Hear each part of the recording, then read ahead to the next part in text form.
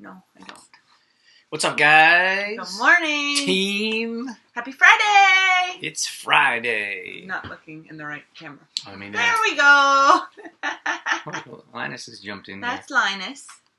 Hi, Linus. This is Linus. The pug. Do you want to move those books? Yes, I can. Did you check the car? Yep. It's on the right side? Yep. All right. We're rocking. Street sweeping. We're okay. All right, morning team. We are talking about back to school and creating routines, and we're excited to be back at it. Friday Morning Live. Thanks so much for joining us. Linus obviously wants to be in our Friday Morning Live. Special guest. We got a special guest today, Linus, the pug. We'll be talking about the importance of routines. You're on, Linus. Don't get him excited. He'll walk around in circles about 10 times before he sits down. You got Sue in here. Morning, Sue. Hey, Sue. So, we know that it's back to school. Some are excited. Some are not so excited. Some don't go back to school at all. But we wanted to talk about proper routines heading into a new school year or a new season, for example. We know that it's not fall just quite yet, but it's important to start talking about those transitional routines already. Yeah, so it's a great time. Great time of year to talk about it. Lots of people are going back to school. Dorothy is not. I am not Booyah. going back to school, but Drew puts me to work way harder than my teaching career. Sue says, good morning, different dog. No, that's actually the same dog. He just has different clothes on. That's Winnie. Winnie really wants to be a pug. Oh my gosh. Oh man, that is not Winnie. That's Linus. Linus. That's our friend's dog just up the street. They had to go on a last minute trip. So we're like, okay, we'll take Linus. We can do that. So, you know what's interesting? So, I think it's a bit challenging. She called you a smart ass. I know your sense of humor, He Sue. is getting pretty sassy though, Sue. We did a live video last night on my personal page, just a contest reveal, and my friend Alexa called him out on his sassiness. I like giving Alexa a hard time. Because she gives it back to you. Yeah. She does these things that crack me up. She did a Facebook detox for I need to get off. I hear it all the time. I thought about doing a post about it, but I thought it would annoy too many people. Because my goal with my different thinking isn't to annoy people. It's just to shine different light and maybe humor. Mm. But people are like, I need a Facebook detox. I'm stressed out. I can't handle Facebook. And then they go off Facebook for 3 hours. And then they're like, I can't handle it. I gotta go back. So I'm like, all right. Honestly, though, there are some days that I wish I could quit Facebook. Yeah, well, yeah. I mean, I have mixed emotions, but I also know that most of our audience is here, and without Facebook, wouldn't be able to run our online business as we do. So I'm grateful that we have this platform. Yes, and I am too. I don't want to sound ungrateful. I'm just saying that I can understand the other side and of being overwhelmed and wanting to remove yourself for a little while. What is this? It's Panaway and a roller. Tell them what Panaway is. Panaway is essential oil for pain, but rolling up. We have to be careful with naming oils if they're not approved, Health Canada-wise. So instead of Panaway. Oh, I get it. Because we can't make claims that, medical claims, this is going to take your pain away. So sometimes they do that. For example, NRG oil. Oh, energy. They can't say that this oil will give you energy. So they kind of are sneaky with their labeling sometimes so that it can still be an approved oil, but we're not making a claim. At any rate, I use this. This is by the desk, so every time I think about it, I roll it on. So some of you know I was in a car accident quite a while ago. Well, not quite, 6 months ago. Well, almost. Probably 9 months now. 9 months. And my back still isn't 100%, so that's frustrating at the best of times. But anyways, this sits next to my desk, and I just rub it on when I think about it. It has Panaway and Copaiba in it. Copaiba. I made a little bowler for him. Suzanne's in here. Good morning, Suzanne. Suzanne just ordered a 6-pack of Tri-Mag. Yes, check out the blue bottles. The blue bottles are awesome. Thanks for your support, Suzanne. We're going to ship that out to you today. And then Sue says, I laughed at Sassy. I was thinking smart ass too. But whatever. I wouldn't have said it if I didn't think you couldn't handle it, Sue. I enjoy your sense of humor and your shares on your page as well. Yeah, blue bottles. Very excited. I hope you guys like them. I feel like they are like... I feel like the clear bottles were like here, like pretty cool. They looked awesome. And then we're like, hey, let's try blue bottles. And this brought it up here. So, super pumped about sharing that. The alarm is going off. I'm here. I feel like I'm hearing an alarm. I'll go turn it off. You know what it is? It's our street sweeping alarm. Yeah. So we don't get tickets. So they have... Take over. Suzanne says, I love the blue bottoms. I'm guessing you're saying, I love the blue bottles. Thank you, Suzanne. We love the blue bottles too. So we got an alarm. We have street sweeping in LA. You can only park your car on Thursday and Friday. You have to park your car on certain sides of the road. So it's kind of like we've said a few times here live with you guys, but it's kind of like a big deal because at least we're in Redondo Beach, and there's like parking here is reasonable. In that, like in most cases, most people wouldn't think it's reasonable, but comparable so to other towns, or like Hermosa Beach is a disaster to park, and then Manhattan Beach, these are just beaches across, and they are horrible, like just to park. If you were to rent a place there, you would need a parking spot, because if you didn't have your own parking spot at the place you were renting, then you would probably most times be parking in another city. Well, close. A lot of cities are close to each other, but you might be walking 20 minutes to your place because the parking is insane. At any rate, Redondo Beach's parking is much better. Actually, if you couldn't imagine, one of the reasons why we thought this would be a better area as well. It's less congested. The streets are a bit wider. At any rate, you have to move your car, otherwise they give you a ticket. So street sweepers come once a week. On Thursday, one side of the road, and then on Friday, the other side of the road. So you have to make sure you're not parked in that area, otherwise they give you a ticket. And it's only for a couple of hours, 8 a.m. to 10 a.m. So it's not all day that you can't park there. But anyway, it's kind of a snoozer. Sue says the blue looks more professional. Oh, thank you. Yeah, it's just like sharper. And we were super excited about the clear bottles. I thought those were awesome. But then we got these, and we were like blue on blue. We didn't think it was gonna work out, and then we got them, and they were shiny and bright. And then we put the label on, and we're like, it was meant to be. Pow. Yeah. Shake well before you use it. Oh, Sue, how's yours going? How's your Tri-Mag going? I know you and maybe Trudy I don't know. Trudy picked it up for Sue. I think I wasn't sure. Not sure if Trudy has her own or not, but Sue will probably know. Maybe Sue would share some with Trudy. Okay, back to school. So it's challenging here. Like back to school it's like already arrived. Has everyone gone back to school? Well, in Alberta, I know that. Well, in the Olds area where most of my friends are, teachers went back. Depending what school they were at, they went back last week between Monday and Wednesday. Do you want to talk about going back? Not going back? Do you want to share with them? And how? Like, what do you want me to say? Oh, just the challenges. Like, you used to miss it. Oh, okay. And then now you're becoming more. It's really difficult to, how do you say, like, walk away from what you are so accustomed to, or what is your normal or your reality. It's really difficult to walk away from that, even though I knew that it wasn't my happy place. So, for example, there was certain things about teaching that I loved, and that was the kids and being in the classroom.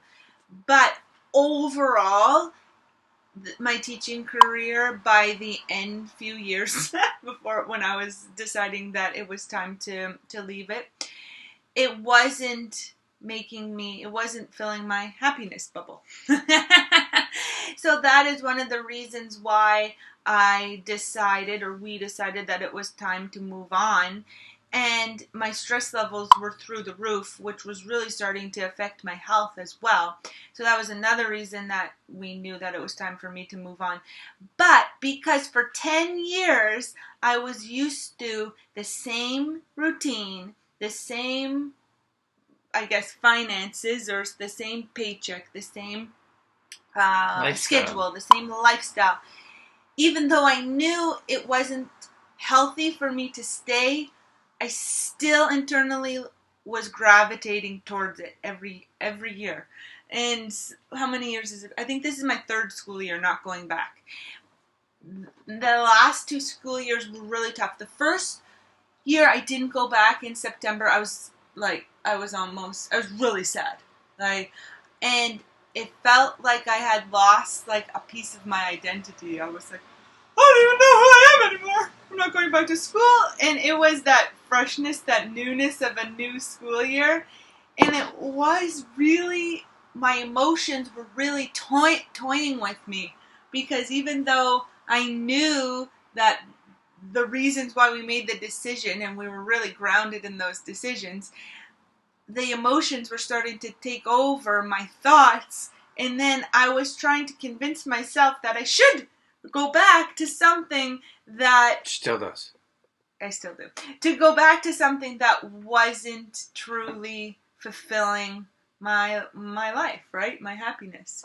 And so then last year was a little bit easier. That was the second year, but I still felt that something wasn't right, or that I was missing out. Like I had that FOMO, the fear of missing out, because all my friends were going back to school, and I really did love that first, like the back to school. Everything was new and clean and fresh and fresh start. I loved that feeling. You get all ready for the new kids. You're all excited to meet them.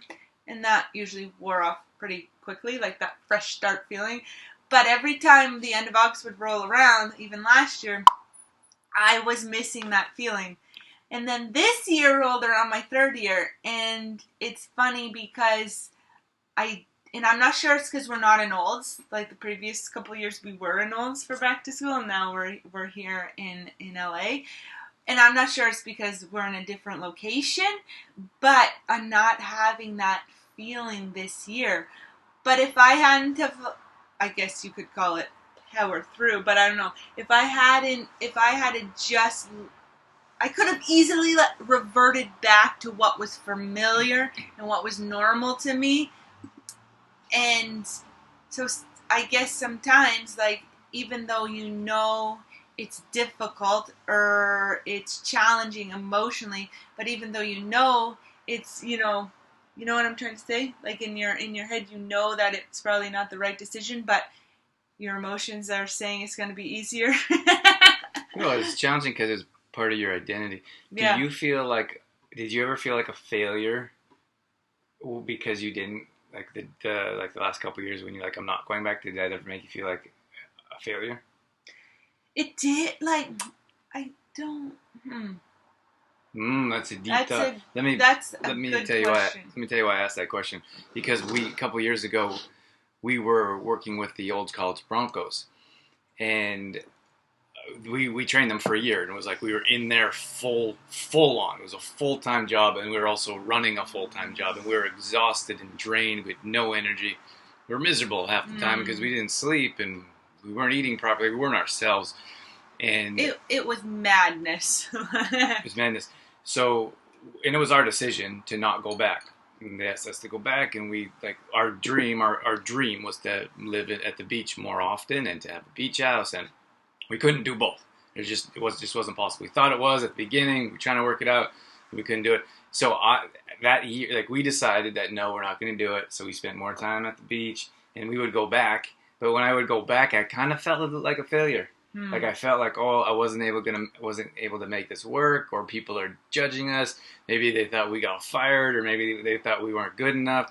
So it was difficult for me being around the campus, like having those crazy thoughts that probably weren't true. So I thought maybe do you have those same thoughts as a teacher? Or no? I don't feel, no, like, I was lucky to have, a group of really supportive friends, and then I worked with a few of my colleagues that were supportive as well, and it almost felt like they were, I don't know, like, it almost felt like, oh, good for you for following your passion, following your dream, because they know how difficult it is to leave, right? And I know that for a lot of people, it wouldn't even be a consideration, right? So, the last few years, I didn't feel that way. Like, I didn't feel like a failure.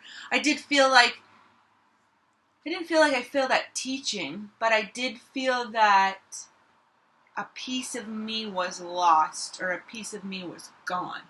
Well, you know what's challenging is, like, we're going through a lot of changes in our lives. We're sitting here to cheer. You guys are our psychiatrists. We're going through a lot of changes in our lives, and like radio was something for me. Like, been on radio for years. This is 8 years, and then, like, we're on 7 stations across Canada. I'd like to expand to other areas in the U.S., but it's such a hard road, and like the podcasting world is blowing up. So it's like, I think it's much easier to gain traction in a short amount of time as a podcaster. So I'm like torn. Do I keep trying to go this crazy difficult route with radio? Do people listen to radio? Does it help with credibility or exposure anymore? Or was that a thing in the past? And do I pursue podcasting? Because I thought it was the same road, and a lot of people do, but it really is different. It's much different. You're a different platform. It's different phone calls. It's different conversations. It's different show structures. So for me, I'm like, do I lose my identity? Am I no longer a radio show host? And I don't know. So I could see what you're going through in that regard, because I might be going down there soon. And it was another reason it was difficult to leave teaching. I mean, there was lots of different reasons it was hard, but one of the biggest reasons was the kids and the parents, right? Because I almost felt like, by leaving, I was letting them down, So. Well, Sue says Aubrey will miss you. I miss her too. I miss the kids too. And then we have Lorraine in there from New York, checking in from New York City. Thanks, Lorraine. Thanks, Lorraine. Lorraine has a question here for you, Dorothy. My third year to not going back as a clinical social worker. You get used to it, right? You do. Over time, like, each year is a little bit easier. I must say this is my easiest year. Yeah. My least emotional year. I think, Lorraine, we don't know what you're doing in replacement, but Dorothy's super passionate about her oils. She's passionate about helping people and working in different ways with True Form. We have the magnesium going. We have magnesium going here. We got Complete Truth Protein here. So, like, these are our products. These are our babies. We spend tons of time and effort trying to figure out how to market them and how to make them better and how they can really help individuals. So, in the few moments Dorothy has to be sad, they're pushed aside by me asking her to do more stuff. But you asked me a really great question the other day, Drew, because there's always opportunities that pop up to get back into teaching, right? And it pulls on you, right? Like, it's like candy, like enticing you to go back, right? And Drew had said, okay, like, if you think about going back to teaching, because there's lots of positive things, right, that makes me want to go back. If you think to going back, then what are you giving up? And I was like, oh my goodness, the beach, right? Because we're able to spend more time at the beach because I'm not in a teaching career. And then my oils, like, a passion of mine is doing my essential oils.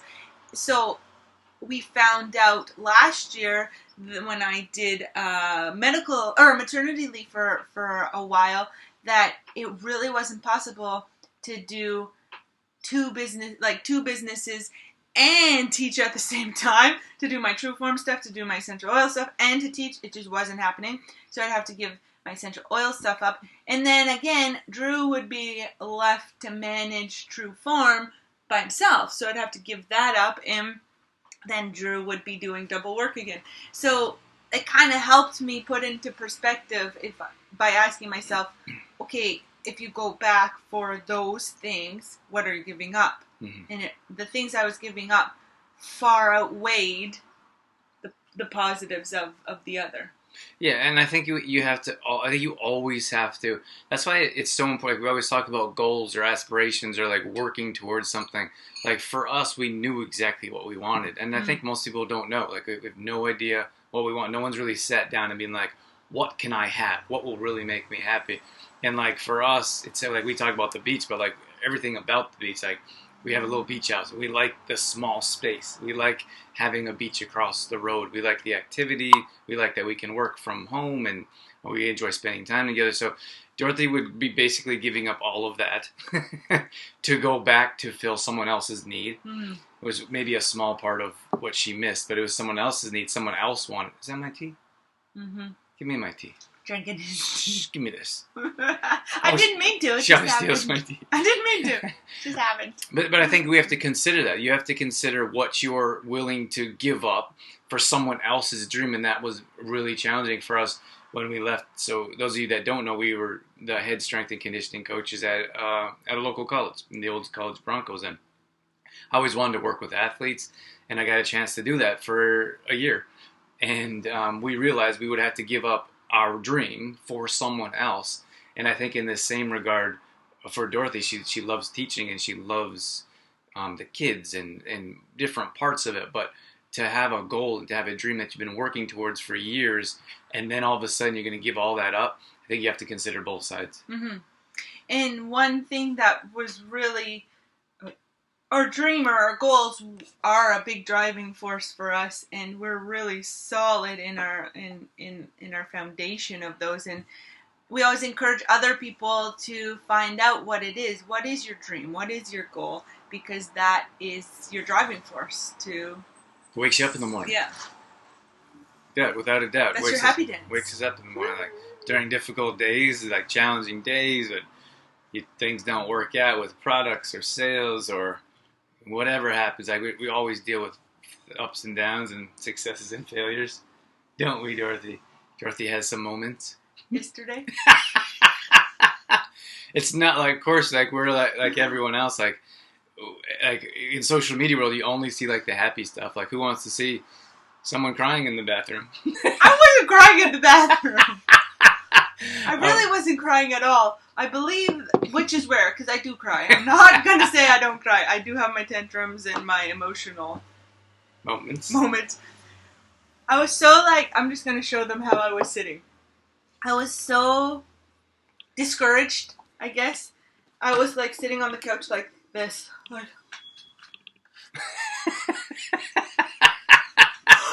Just flat out nothing. I didn't even know. I was so, do you say depleted? Yeah. Just so depleted that I didn't even know what to do. And Drew's very good at being that coach role and asking the right questions and coaching you through. He's kind of like a therapist, I guess. My therapist. But yeah, I believe at one point I was stop talking to me that way. I am not a child.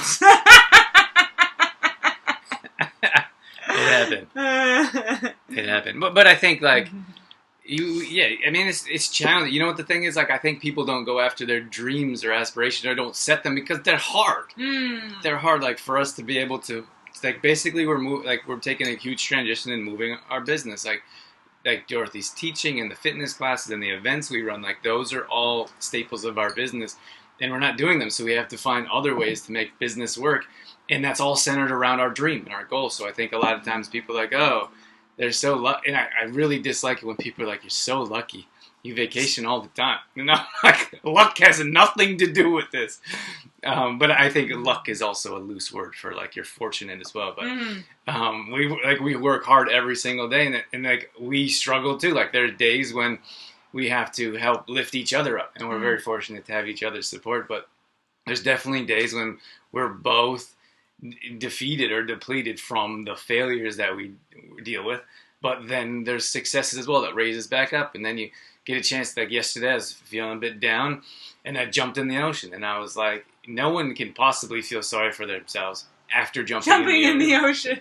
So that kind of brightened my day. But yeah, I think it's easy for anyone to live in that social media world of perfect pictures and a perfect life, but it's not like that. It's not like that for anyone. Mm-hmm.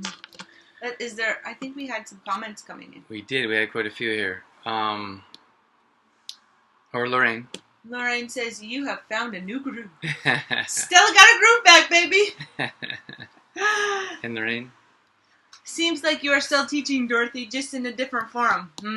It's so true, but it's funny how, because Drew said that to me in the beginning, and I really resisted that, because Drew would be like, you're still teaching, but you're teaching people how to live healthy lifestyle. You're teaching people how to do healthy baking. You're teaching people how to improve their health with essential oils. And I would get, I dig my heels in sometimes. Thank you, Lorraine, for bringing that up, because she's like, I'm like, in this situation, I'm like a parent figure, and she's the kid. And the kids never want to hear it from their parents, right? So if someone else says it, she's like, oh, or she'll read it in a book, and I'm like, I said the exact same thing. But I don't say anything to her, because she's like, no, you didn't. So I just say it in my head. I'm like, all right, glad you heard that. But when Drew used to say that to me, I would put my arms across and say, it's not the same thing. Like teaching children and then teaching in this way. And Drew would always say, you still get to teach, it's just a different way. And I dig my heels in, it's not the same. But now I'm starting to realize that it is the same. It is similar. Oh. So are you saying that I was right and you were wrong? No, not saying that at all. Okay, so yeah, hopefully that shit helps some of you guys out with where we're at, and maybe that'll shine some light on maybe where you're at. Mm-hmm. Not sure. I did miss this comment here. Sue says she is using. Oh, that's not it. Sue says she is using the Magnesium. Right here. Oh, this one? Yeah. Thanks. Sue says I am using it. The Trimag. I need to set another alarm. I am forgetful. That's not the right. How can I get it? What is happening? I'm trying to get it straight. I'm not very good at that. But anyway, that's a great idea, Sue, though, to set an alarm to take it. Or you know what we do is we just have it first thing. It's the very first thing we do in the morning. And when we get out of bed is we have our magnesium. So that helps us. Yeah, literally. Like we go, and I really enjoy it. I look forward to it.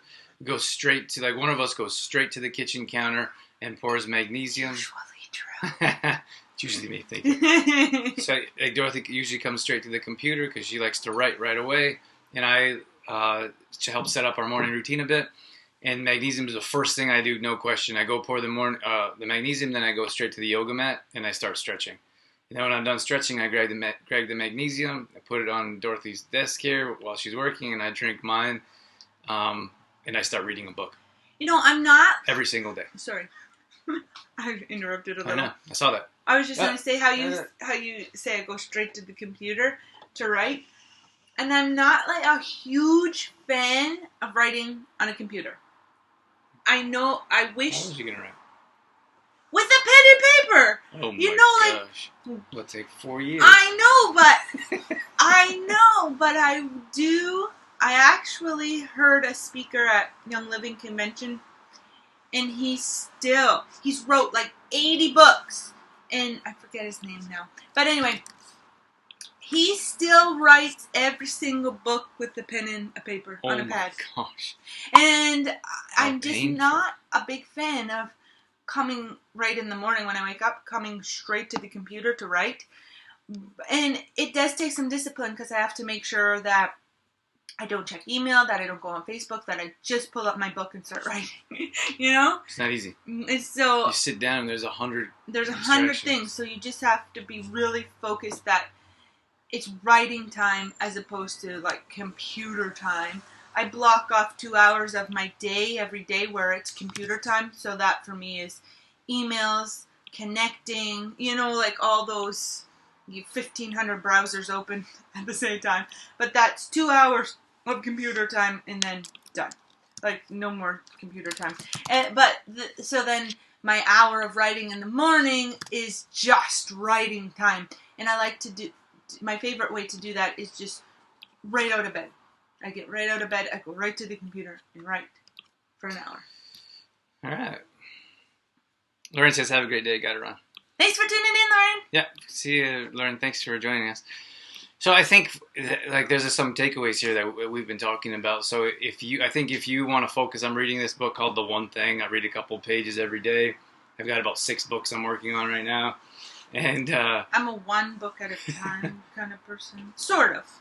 But the book talks about you have to do your one thing every morning. Like the thing that's going to make you feel most productive, and which is usually the thing that's most important to you. So Dorothy right now, she's working really hard on her recipe book. She's trying to get it to the next stage. She's getting closer to more editing and more people that kind of need to help out and step in. That's how it worked with Detoxify Yourself. That's how it worked with my Random Thoughts book for business owners. Like you have to take it on different stages, and she's really close to that. But for you guys, that if you're working on a project, or if you have a goal, or if you have something that needs to get done, I really feel it has to be done right in the morning. Like it needs to be done right in the morning because there's too many distractions. And for us, like we always talk about morning routines. Like our morning routine sets our day up for success. So we're already productive when that's done, when that's accomplished. We've already achieved. We've already achieved. We've already feel accomplished. And then you get to your first thing before you do a bunch of other stuff. So that's one of the reasons we started waking up at 4 a.m., if you can imagine. Because I felt like after our morning routine, our morning routine took an hour to 2.5 hours. I know that sounds extreme, but if you heard us talk about it before, it was very slow progression.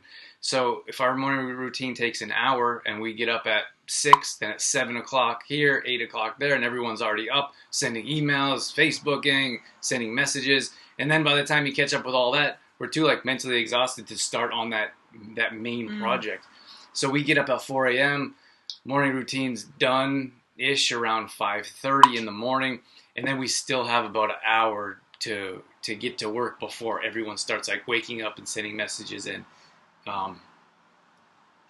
changing your thoughts and moods and emotions, right? We got Let's some get comments to some here. comments. Sue says, I have other things I take that has to be separate. So I set everything out to do first thing in the morning. I have a bad habit of going to the wood shop and forget to go back and take the rest of my stuff. You should take your stuff to the wood shop. Take your magnesium to the wood shop. Hey, check this out. I got a crazy idea, but I haven't told anyone yet. I'll tell you guys first. What do you think about a can, like a one-use can of magnesium? I knew that. A sneezer. You told me before. Sneezer? Not sneezer. Teaser. Teaser. He always calls it like a sneezer, like a sneak peek. What about this great sneezer? I don't know why I get And a I'm sneezer. like, you mean a teaser. So my little teaser. No, it's not a teaser. It's like a... Yes, help me out here, team. You accidentally... So are you saying that a sneezer is a real thing? No, I'm just not thinking of teaser. I'm thinking of you accidentally let it slip out. Like, whoops, I didn't mean to say that. Oh. It's another word like sneezer, teaser. Oh, I don't know. But Okay. like a little So it's a mini can? It's like a mini can, and you crack it open and it's flavored, and it has your one-use magnesium. You crack it open and you sip on it in the morning for I don't know. So then it's pre-mixed. It's pre-mixed. You don't have to pour it. You don't have to try to flavor it. You crack it open, you drink it, and you recycle the can. Yeah. Let us know your thoughts. Yeah. This is a real idea. Then,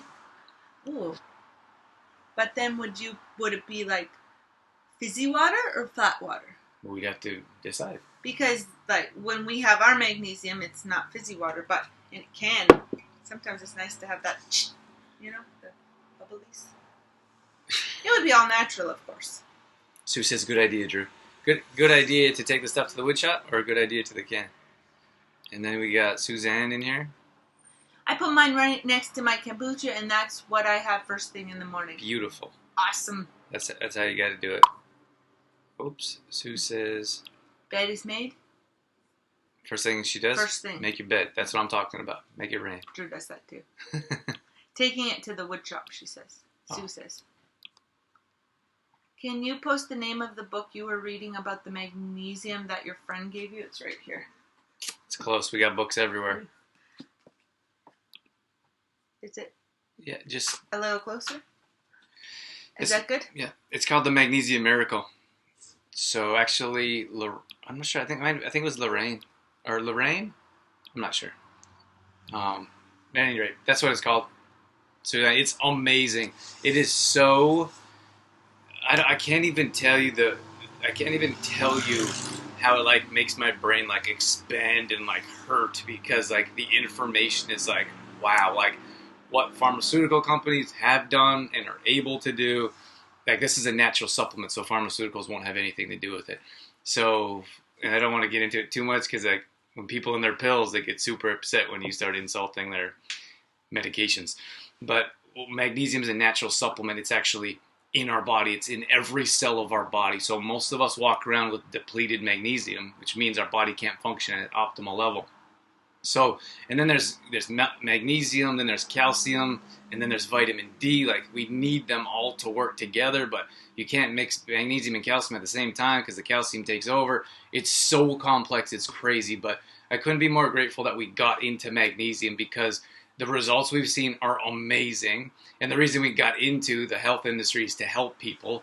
And we've been able to help so many people in different ways with the magnesium.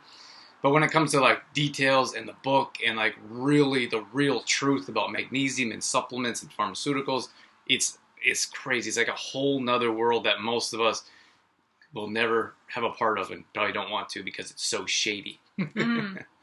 But anyways, you should get I honestly feel that everyone should be taking a high quality magnesium.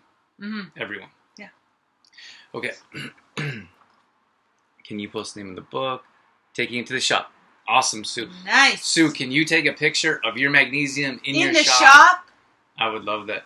We've had other people say that as well, like they forget to take it. And Sue, you're not the only one. So we also have another friend that's taking magnesium and they can't take it at the same time as some of the other things that they're taking.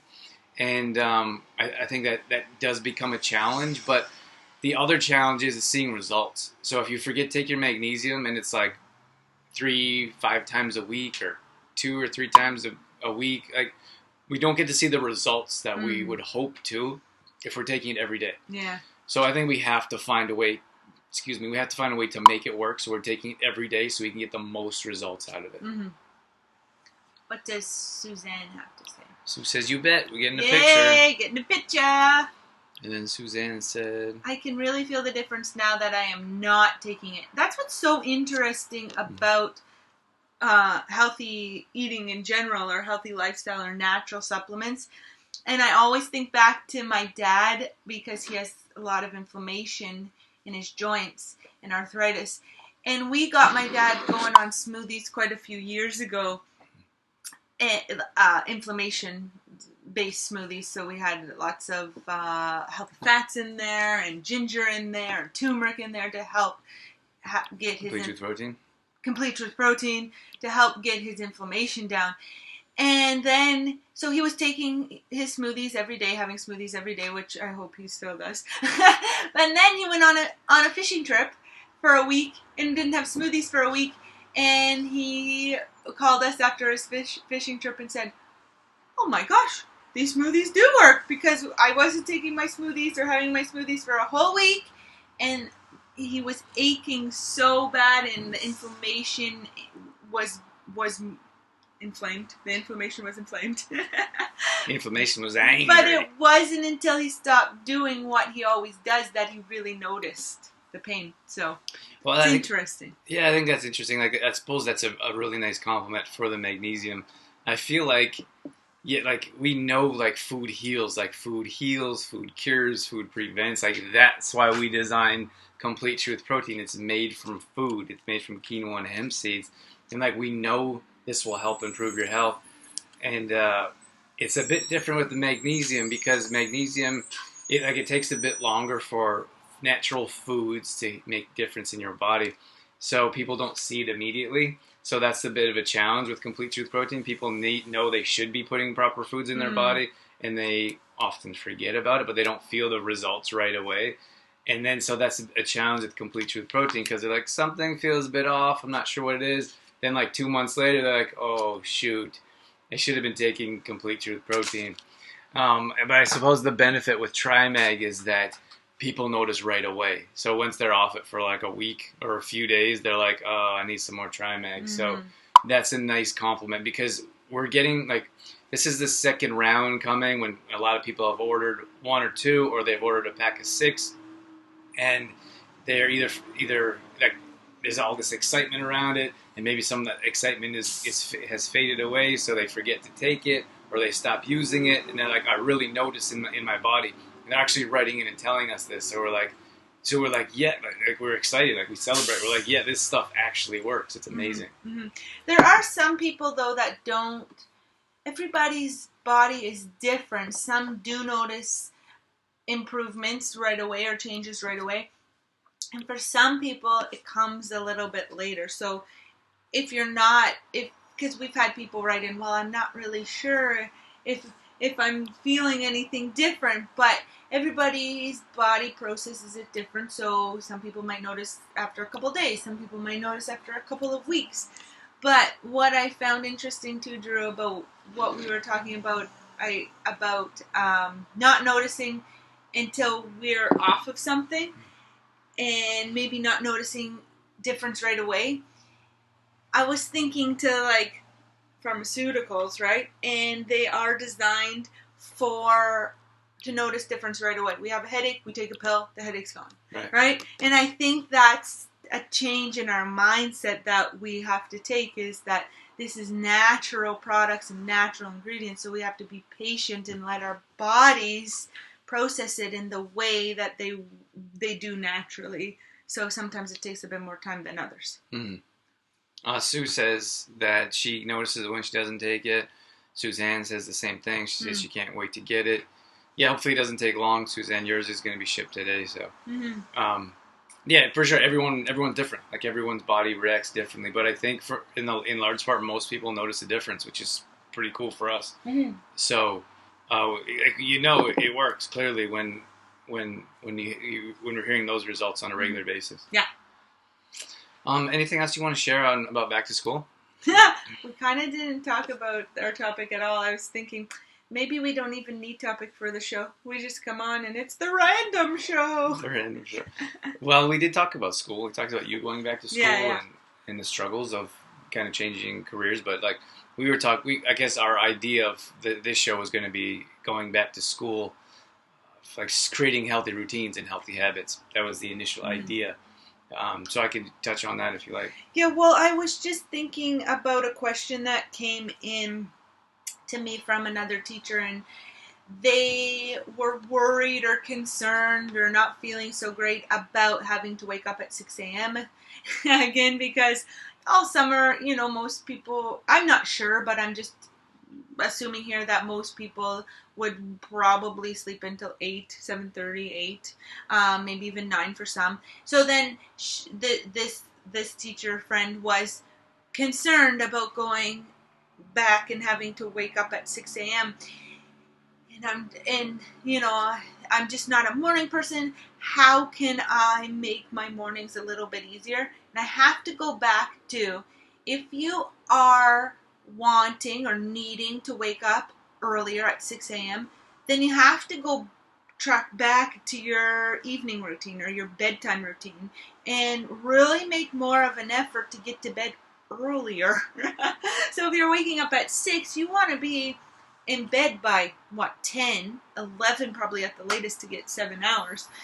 But a lot of us don't, or neglect, I suppose, to take our evening routines, do I want to say seriously, or put effort into it. So then, for example, as a teacher, you're marking papers, or you're lesson planning, or you're watching TV maybe until midnight, maybe 1. And then you can't get up at 6 a.m. Yeah, and you're right. Like, it takes constant effort, though. Like, it takes effort. Like, we know if we want to get up at 6 a.m., we have to be, like, wrapped up, like, off technology by 8 o'clock, let's say. We have to be getting ready to head into bed by 8:30, because then you fall asleep around 9. That'll give us 7 hours of sleep. And we know we need at least 7 hours of sleep. 7.5 is probably ideal. For me, closer to 8 is better for Dorothy, but we understand that, like, these are our goals. Like, our goal is to get up at 4 a.m. So we make sacrifices, and that means that we're not up so late working, doing social media, even the things that I know I would like to get done or need to get done. I push those to the side and be like, we have to get to bed, or we have to eat dinner a bit earlier. We have to power down earlier. And I think a lot of times people aren't willing to do that. Mm-hmm. They're like, oh, I just can't. My job won't allow that. Or the kids keep me up. But everyone kind of has to get on board, and you have to make those lifestyle changes together. Otherwise, it's not going to work. You can't stay up marking papers till midnight and then hope to get up at refreshed and up at 5, 6 a.m. Mm-hmm. So yeah, that would be definitely my tip number 1, is to go backwards first and look at your evening routine. Are you doing those things to prepare your body for sleep? Because I know a lot of people are not getting a consistent sleep because we're worried, we're stressed, we're not nutritionized, like our bodies aren't nutritionized properly. So then you maybe try to go to bed earlier and then it doesn't work, right? You're like, oh, I'm up through the night, I might as well be up anyway, kind of thing, right? But just making sure that you take the time and you always put it first. Nothing gets in the way of it. You know, the thing is that when you said that you try it, I think sometimes some people try it like once or twice. Like, I'm going to try to go to bed a little bit earlier tonight at 9 o'clock when you're used to going to bed at midnight. It's not going to work because your body is used to going to bed at midnight. Like, so now, naturally, we wake up early. Like, if there's no alarm, we wake up early. And, like, even on weekends, even if we're not like, let's get up at 4, we're up. And then the same thing is when you're getting ready for bedtime. Like, if we're going to a friend's party, birthday party, and soon, and I know that around 8 o'clock I'm gonna be right when the party's starting. I know I'm gonna start getting tired because my body's used to shutting down and like quieting down. My mind's gonna slow down, and that's when I like mentally prepare to go to bed. And we've been doing that for a number of weeks now, so I know what's going to happen. So so I wouldn't be able to stay up till midnight. I'd be struggling just the same as someone would struggle that's used to going to bed at midnight is going to try to go to bed at 9, 10 o'clock. It's very challenging, so you have to give your body a chance. You know, we've been going to beach movies, so movies on the sand on the beach, and they don't start till the sun goes down, so that's 8 o'clock. They usually start around 7:30, 8 o'clock. We cannot, like, make it through one of the movies because they end at, like, 10 o'clock. So around, like, 8:39 when the movie's, like, just halfway, we're both, like, on the sand because we're used to going to bed at 9. We're usually going to, like, in bed around 8:30 and then to sleep around 9. And we can't, like, there's kids running around and, like, there's the two of us, like... Are you still awake? Kinda. Are you still awake? So that's kind of funny, but that is what our body is used to, and that's what we've trained it to do. That's right. So so don't try it once or twice. What we're saying, like, you have to give your body a chance to adjust. You have to keep trying. And if you're used to going to bed at midnight, don't try to go to bed at 9. Try to go to bed at 11, 10:30. You done? Yep. Go ahead. You stole my essence. Go. No, that's it. It's just because I know you so well. I knew exactly what you were going to say. Yeah, that's all. I don't have anything else. Okay. You cut me off and then stop talking. Okay. I'm okay if you cut me off and keep talking. So, anyways, take it in progressions. Mm-hmm. What's up, Jen? And hey, Jen. So I guess that was my biggest piece of advice. But another, like, to help yourselves be more of a morning person or getting back into waking up a little bit earlier for back to school. I think a lot of it plays into our nutrition as well. morning person or not morning person. Because we can all become a morning person. I know not everyone believes me when I say that, but Drew was never a morning person, and now he is. So I've seen it happen. I've full how do you call that? 360? Drew used to be that person that went to bed at 1, 2 in the morning and up at 9, but now it's opposite. But anyway, but nutrition, I believe, plays a lot into it as well, because a lot of times, like whether we're a morning person or not, a lot of times we if we don't get to bed at a good time, and we are trying to get up at 6, but then we're pushing snooze. Now it's 6:10. Now it's 6:20. Now it's 6:30. Now it's, oh crap, I'm late. What is it? Something you're gonna give up because you're late? You're gonna give up breakfast, right? So, or you're gonna give up your you time, your me time in the morning, right? So, I don't have to do my stretching.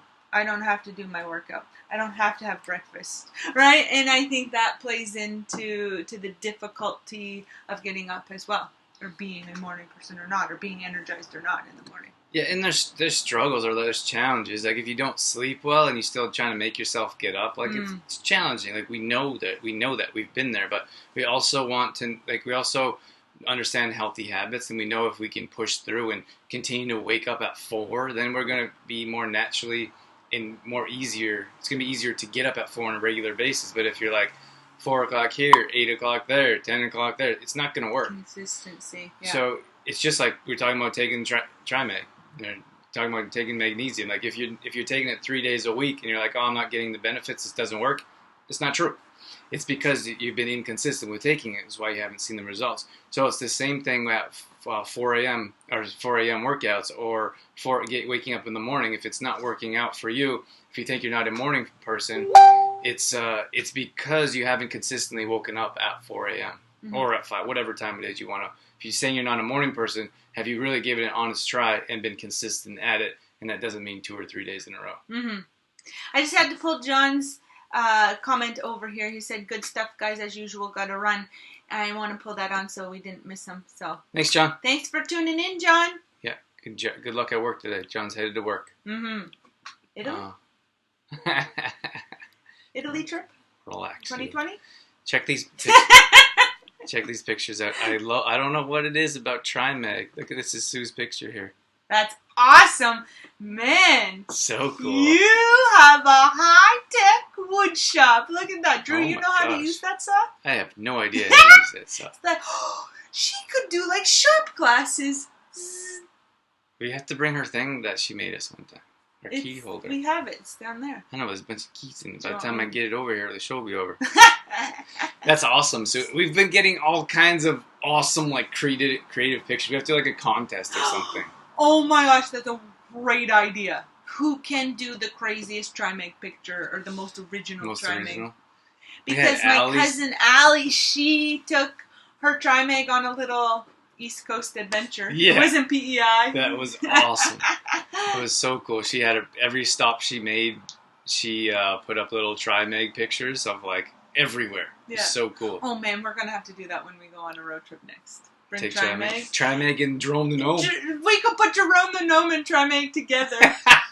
And CTP. And CTP. I always feel like CTP is a little forgotten about because Trimag's kind of taken over everything. Yeah, poor CTP. Our babies. We still love CTP. Our babies. Oh, and then there's one more. And look at Sue's garden. Oh my gosh. Amazing. What do you got there? Is that corn? It's cabbage, right? Cabbage? Wow. And that's corn? And what's behind it? I can't see. And you're growing Trimag? Beautiful. That's awesome. You have to tell us what that is, Sue. We have to go on a field trip to Sue's house. We're going to go to Sue's house. That'd be fun. What'd you say? It is easy? It's easy. Drew can do anything. I like my fingers where they are. Thank you. I didn't need that finger anyway, did you, Drew? Raspberries. I love fresh raspberries. When Drew and I would pick berries, there'd be like one raspberry for my mouth, one for the bucket. There'd be none in Dorothy's For bucket. my thought we were picking raspberries. Where's all your raspberries? In my belly. Her face is like covered in raspberries. And my teeth. Where's the raspberries? I don't know. Raspberry seeds. Yeah, not very good berry picker because I eat them all. What are you guys doing this weekend? We're gonna wrap things up here. Let us know in the comments what you're doing this weekend. We have next week we're going to Jimmy Kimmel Live. Super pumped about that. That's crazy that it's next week already. Next Friday. In a week. Woo! Yeah, we're excited about that. We're gonna see some friends this weekend. And is there a movie that no? Oh, there is a fiesta. Where? Fiesta Hermosa. Oh, yeah. We're That's tomorrow. usually back in Canada by this time, so we're staying here a little bit longer. So we're excited that we get to do a few things that we haven't usually been doing. A few new things. Yeah. A few new things. So we're gonna take a little bit of time and do some fun things this weekend. Yeah, and we got a regular work to do. It's funny, like yesterday was a tough day because we work all weekend and then we work all week and we don't really take a day off. So yesterday felt like Friday/Saturday. Yeah. We're both like a bit tired and we're like, what day is it? I never know what day it is because every day is a work day. We have to ship. Oh my gosh, we got this big box, this big giant 65-pound box of Trimag. So we took it to one post office. And we is him and Greg. I didn't go. So yeah, Greg and I took this box to the post office, and we forgot to put brochures in there, so we had to open the brochures. Open the box. Open the box, put the brochures in, and we had to retape it up. Then we had to tape the packing slip on. So then both of us are carrying this box we put in the car, and then it like hardly fits in the car. So we try to put in the back seat, then we got to put in the front seat. And then we go to one post office place, and they're like, "Oh, we only take 50 pounds, highest maximum 50 pounds." And we're like, "Awesome!" So we grab the box, and bring it back to the car. I really wish I had my camera so we could have done some day in the life. It would have been hilarious. So we lug this thing back to the car, and they try to get it in the car, and then we drive to another post office, and then we like back it out. We had to park in a place where the door opens all the way. And then we bring this box in, and they're like, "Okay, thanks." And we're like, "Thank gosh, this is over. Let's go back to." I thought it was gonna be like a 5-minute thing, like grab the box, drop it off, and we'd be done. But it was quite a adventure. Mm-hmm. Shipping has been like the biggest obstacle by far. By far. Of everything that we're doing with Trimag, it's the shipping. And this time we did a live video in the Trimag group. So if you're not in the Trimag Facebook group, you're welcome to join that. We did a live video every time we ship, because we have glass bottles. Every time we ship bottles, they break bottles, which is disheartening. Yeah. Because we put in so much time and effort to every bottle. So this time we put one box, like we packed individual boxes of them in like 6 or 12, and then we put that in one box, and we bubble wrapped, and we put not foam, but like peanuts. They're not styrofoam, but they look like styrofoam peanuts. Then we put that in another box. So with more bubble wrap and bubble wrap, more peanuts, and then we tape that up. So we're really hoping we're gonna make it. So 0 bottles broken. That's our goal. It's our goal. 0 bottles broken. But it takes so much like time and effort and like peanuts and like other materials to like make it work. It's crazy. And we haven't had anybody complain about shipping costs or anything. But I really think if you were to see all of the work that's put in to make these bottles are small.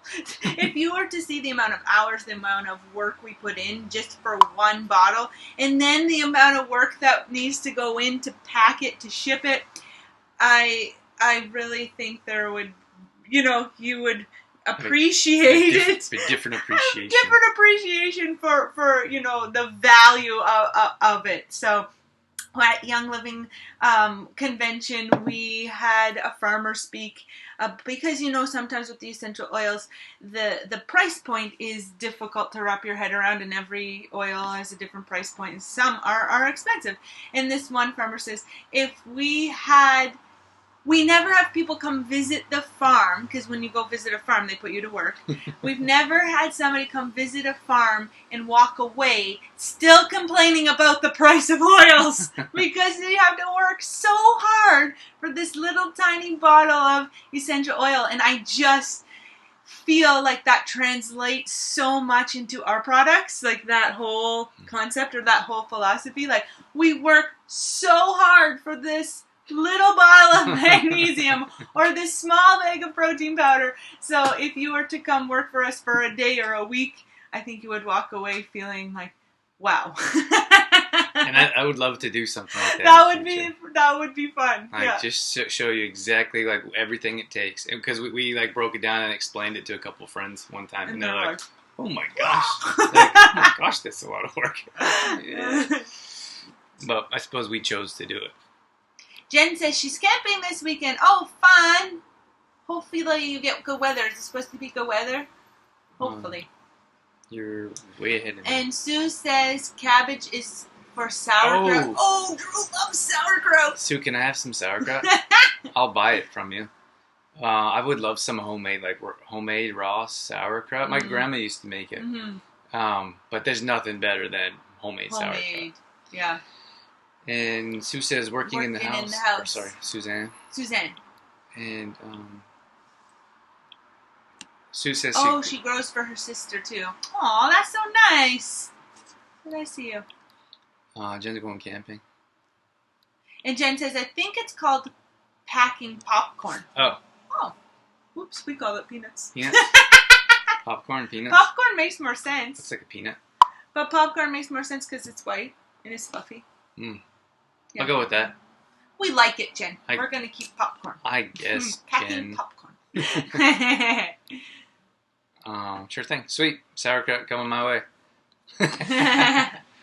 I think that's it. Yeah, I think that's all, guys. I don't know. I feel like I want to stay and talk all day. Dorothy wants to stay here and talk because she doesn't want to do the other things that we have to do. It's true. Really... You guys are way more fun. All right, guys. Thank you so much for tuning in. Thanks for joining us, being a part of our community. We so much appreciate your support. We couldn't do this without you.